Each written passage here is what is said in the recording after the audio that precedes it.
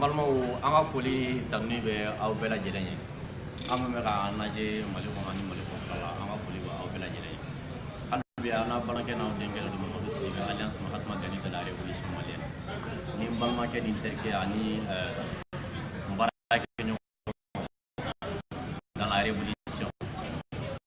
commandant Mété au combat de l'opposition sans fin c'est sur le fait mon petit lembe de c'est que les mêmes mots qui veulent se rabattre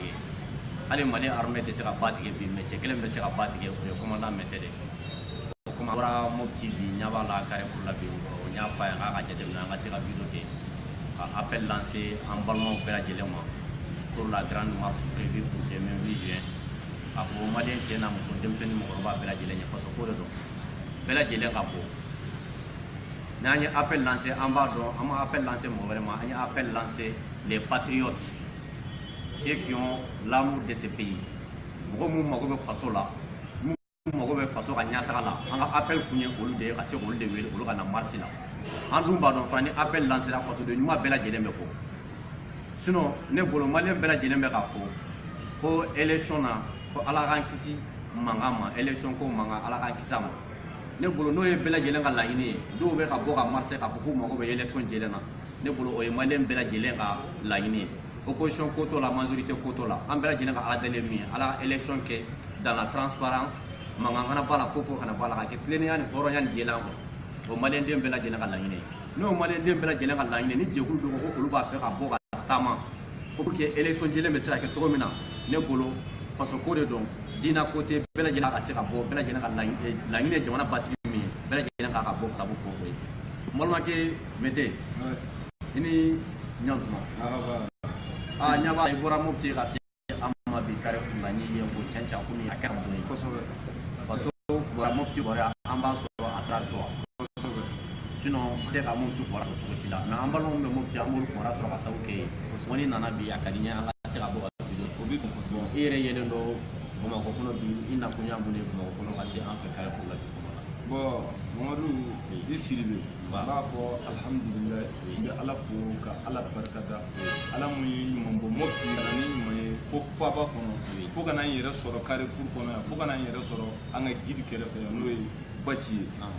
ala ni ceder bi bien fo mo fo kata depuis boma ko yan fo Afrique fo Europe fo continent américain bi ceder ma bela jelen fo unu fasojo ni ye na ku ye bi Carrefour kono na kun flatina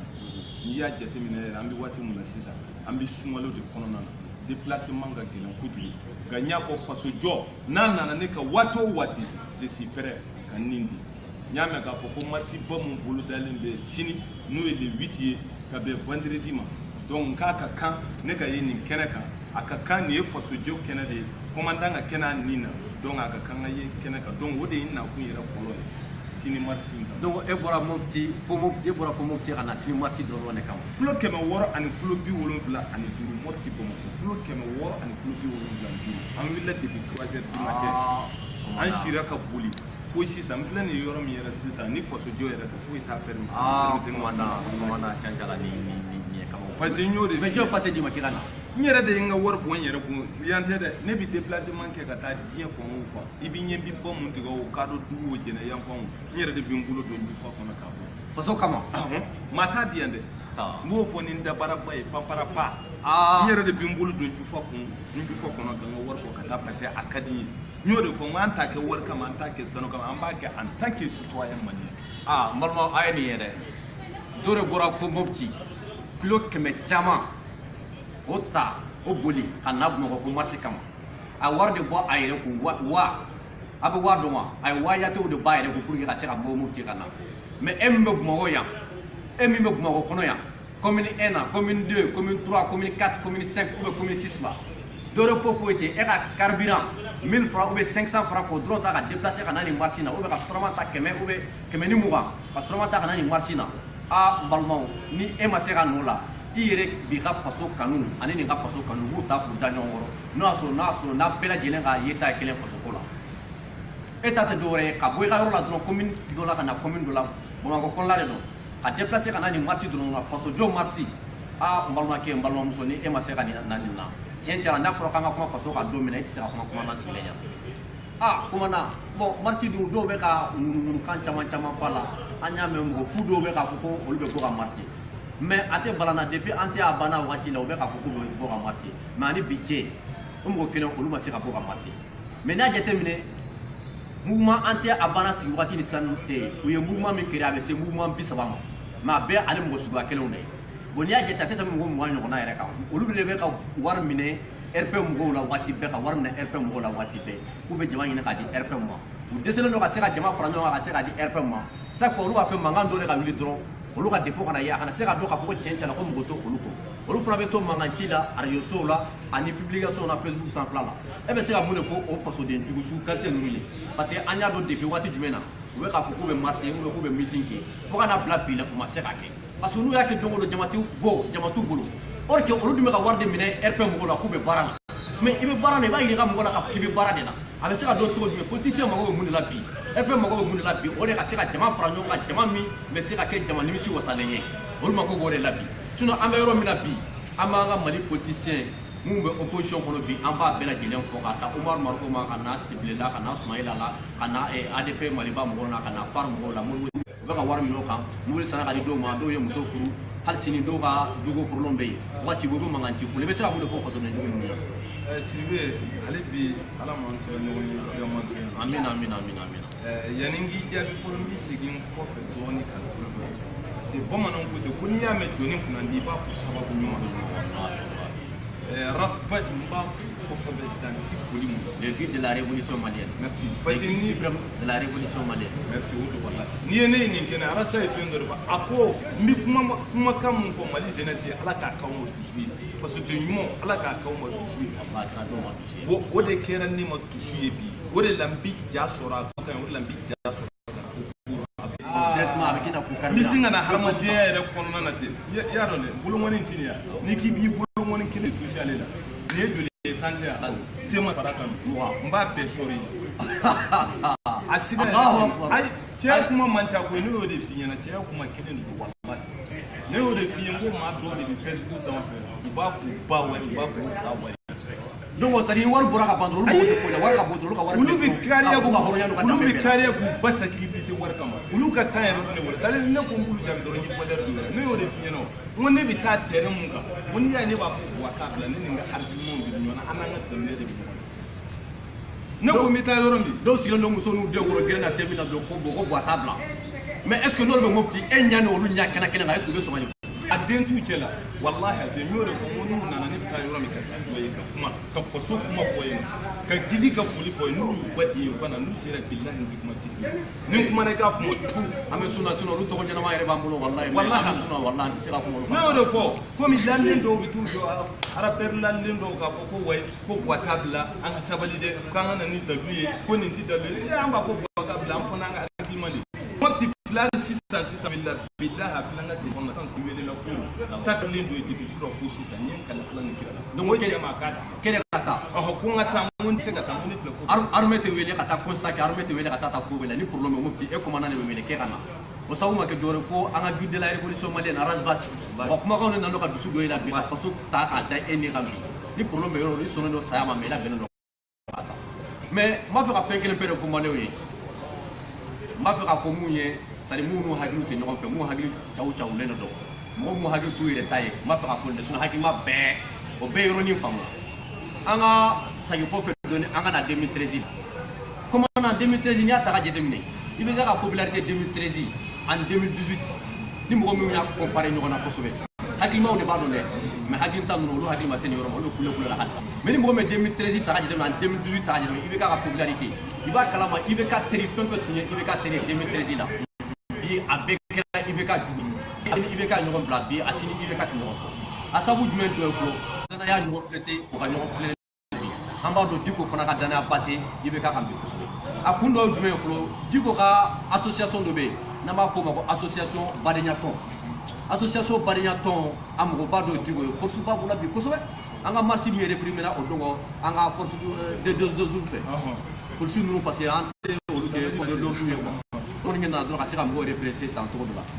bon Diko ka mouvement in Badenya Tɔn olu tun bɛ yen an ka conférence dɔw fana Diko ka mouvement kuma in association bariya to olu tun b'o fana la mais est ce que bɛɛ tun t'a yira bɛɛ t'a yira n'a k'a fɔ ko IBK ka nin caman bɛ yen bi ko IBK yɛrɛ ka comportement y'a to o caman kɛra a jugu ye wa parce que dɔw bɛ k'a fɔ k'a bɛ tako kelen kɛ bi ne tɛ kuma olu fɛ olu bɛ sigi o kɔnɔna de la n'u tilara sigi o la waati min na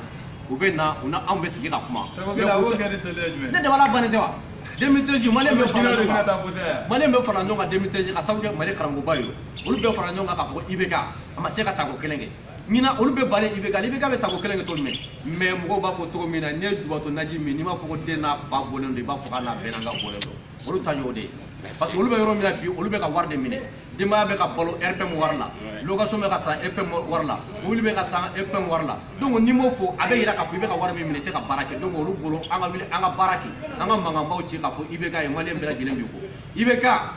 n b'a f'i ye i n'i ka denbaya ani balimaw a y'u bila k'u ka carte table u ka lamɛn kosɛbɛ carte table min bɛ ka animer le guide de la révolution malienne Arasbach n'u y'o lamɛn u bɛ jamana réalité dɔn u b'a dɔn k'a fɔ ko mɔgɔ b'i kɔ mɔgɔ t'i kɔ sinon IBK ne bolo kana mɔgɔ si ɲininka jama b'i kɔ jama t'i kɔ kana mɔgɔ si ɲininka o donc o bɔra ni parti min ye 60 parti ko bɛ IBK kɔ n'a parti tɔgɔ fɔra n'i bɛ parti dɔn a tɛ tɛmɛ parti 5 kan a tɔ bɛ association dɔw sara mɛnɛ sira dɔw parti dɔw bɛ ko sira olu sara mɛnɛ mɔgɔ mugan tɛ dɔw bolo lahi dɔw ka parti yɛrɛ da bɛ la ye. Sylvain ça veut dire que vie tasika awɔ anti hali ni foto maa min kunkolo ci kan si tɛ n kɛra cogo dɔ la ne ko mɔgɔw k'an kɔnɔ n filɛ ka na ni moto ta ka taa n ma se ka video kɛ a don mais o tɔ Mopti tɛ Mali feere o bɛ cogo jumɛn ayi bi a ti Mali fɛ a ti Mali fɛ Mopti ye Amadu Kufa de ta ye Kufa 10 kilomètres i ti se ka taa Mopti fan si n bɔra Koro i y'a ye village u bɛ siya dama u bɛ kan ka ɲɔgɔn ka village jeni guerre civile donc maintenant kadɔ ni filaw donc fɛn fɛn sɔnnen di ka mɔgɔw u bɛ ka mun wele ka bɔ kɔfɛla la u ka na renfort o de daminɛ donc Mopti bɛ se ka fɔ de ko Buwa ka bila mais Buwa t'a bila o kuma tɛ se ka fɔ ye ayi n'i y'a fɔ u b'i fa ja denmisɛnnin ninnu bɛ yɛrɛ bɛ non u b'i fa ja denmisɛnnin ninnu sani ne k'i ma n ko olu ka taa ko mun yɛrɛ ko ni sunkalo tɛmɛna an bɛɛ bɛ kan ka sunkalo in de kɔnɔ ala ka sunkalo in ɲɔgɔn tɛmɛ n'i k'i cɛ ka ɲi sufɛ dugu mana jɛ i b'i ye an b'i ye i bɛ taa sɔrɔ u ɲɛ ye komi ko ni sunkalo tɛmɛna wa RPM bɛ Mali fan o fan an bɛ vidéo bɛɛ ta ka taa n'a ye ka taa dangɛnɛma ye u ɲɛna mun bɛ kan ka kɛ centre kɔnɔna buna hadamadenw bɛ kan ka faga la u bɛ kan ka bɔnɛ n'u ɲin na tugun u bɛ kan ka bɔnɛ n'u ka baganw na tugun u bɛ kan ka kasaraw ka nafolo la tuguni k'a yira o bɛɛ la Mali fan bɛɛ na ala sɔnna inchallah mais aw ka député ninnu Mopti député ninnu bɛ min député kɔrɔjugu de ye ninnu ka kuma kɔni a bila pewu ninnu mago fosi ti Mopti da ja Buwa t'a bila ja tulonkɛ kuma yɛrɛ de don n ko député dɔ fɛrɛli dɔ nana nɔfɛ ko n ka sabali n k'a kɛ ala ni kira kama ko ni bɛ kuma n k'a fɔ député n ka n'u tɔgɔ fɔ n ko non a ka fɔ ko député dɔrɔn a kana dɔ k'olu de don ko chef don quoi ko ni chef don o y'a feere ne ka chef tɛ ne chef ye ala ani ala maabaw ne ti mɔgɔw ka maabaw bonya ala ka maaba i n'a fɔ Gidi y'a fɔ cogo min an b'o de bonya Sokɛ furu ye o wa brutalisé donc mɔgɔw ka maaba de cayalen don ala ka maaba dɔgɔyara nɛnfilɛtigi cayara commandant cayara hɔrɔndenw dɔgɔyara donc n bɛ taa yɔrɔ min u ka na an ka taa dɔrɔn n'u taara Sidibe bilahi n ye n kale ala la n ti kuma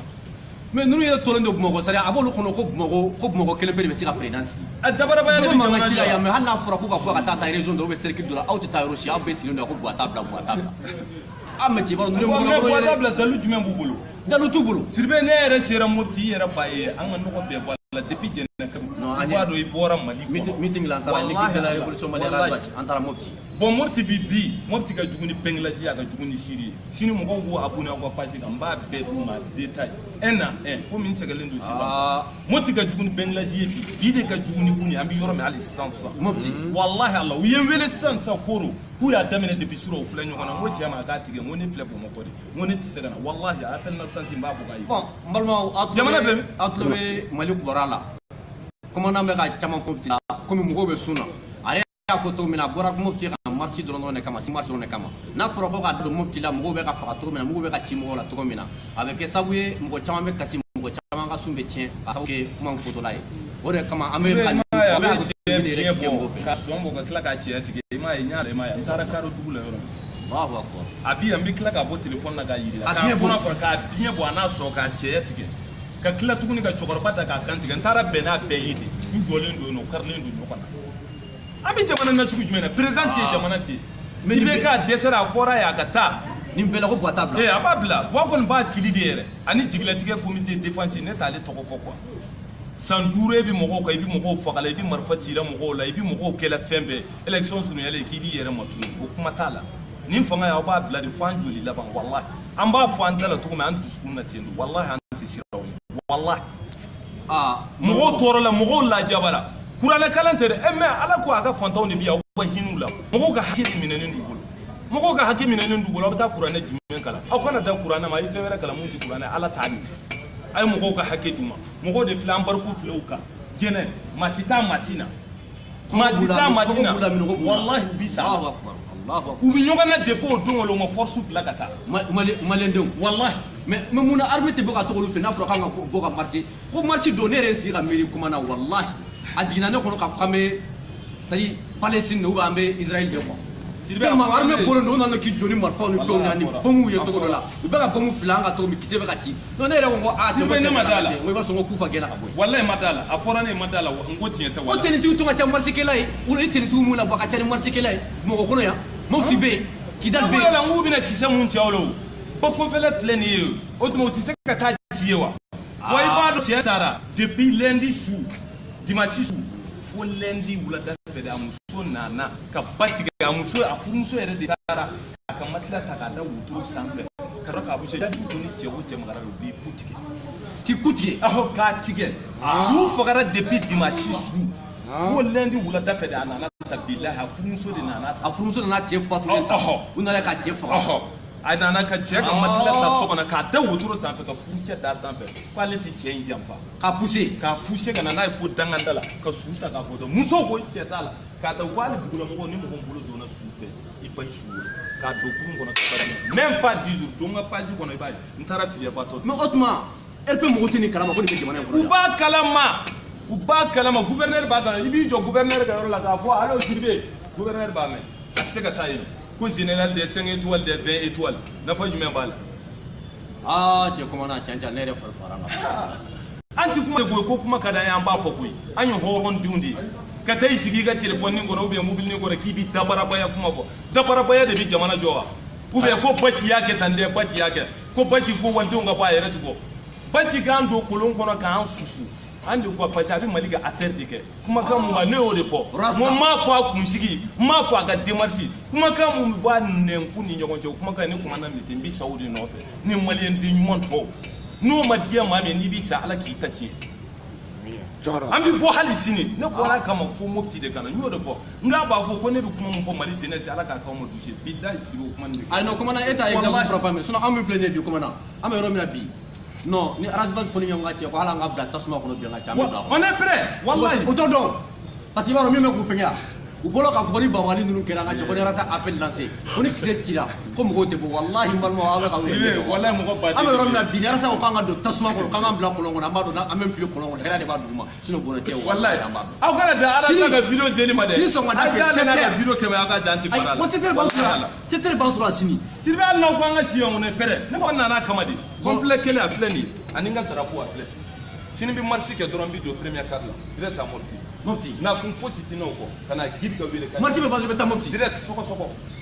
n'o tɛ na kun foyi ti n'a ye n balimaw a ye nin mɛn dɛ hali sisan ni mɔgɔ min ko k'u b'a fɛ ko ka 5 ans wɛrɛ di Buwa ma jamana in kɔnɔ 5 ans wɛrɛ Buwa jamana in kɔnɔ Mali bɛ kɛ Somali ye a bɛ kɛ Palestine a bɛ kɛ Israël ye ala k'an bɛɛ lajɛlen kisi Buwa tali ma tuguni quoi an b'a ɲini Mali silamɛ bɛɛ fɛ Mali diinɛtigi bɛɛ fɛ chrétien bɛɛ fɛ bolisona bɛɛ fɛ mun yɛrɛ tɛ diinɛ la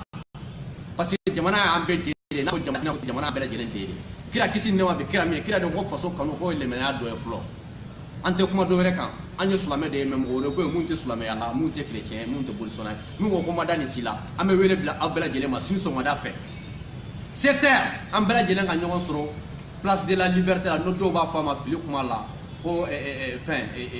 ko Samori ka kɛlɛkɛdenw an bɛɛ lajɛlen ka ɲɔgɔn ta ye sini ni ala sɔnna sini an bɛɛ lajɛlen bɛ ɲɔgɔn sɔrɔ ye sini 7 heures bɛɛ lajɛlen ka bɔ i n'a fɔ kɔnɔkulu